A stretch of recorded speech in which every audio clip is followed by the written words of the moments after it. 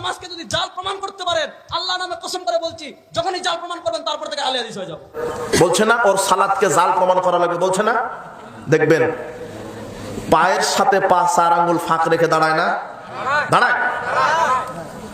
পায়ের সাথে পা মিলিয়ে দাঁড়ায় না, পায়ের সাথে পা মিলায় না, 4 আঙ্গুল আধা ফাঁকা রেখে দাঁড়ায়। আপনার ওই হুজুরকে বলবেন, হুজুর এই যে 4 আঙ্গুল ফাঁকা রেখে দাঁড়িয়ে সালাত আদায় করতে হবে, এটা পৃথিবীর কোন হাদিসের কিতাবে আরবিতে হাদিস লেখা আছে? সহি লাগবে না, জয়ীফ লাগবে না, একটা জাল হাদিস আমাকে দেখান। নারী বুকের উপরে, পুরুষ নাভির নিচে। শয়তান ফতোয়া মেরে দেয়নি? দিছে? নারী কোথায় বাঁধবে? হাত বুকের উপরে। পুরুষ কোথায়? নাভির নিচে।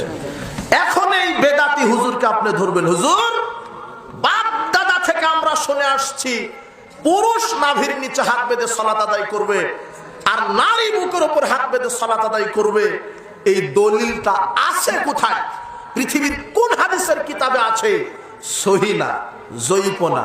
কি হাদিস দেখতে চাইবেন? এটা জাল হাদিসও নাই। এই গাঁজাখুরি কথা চালু আছে নাকি নাই? আছে না?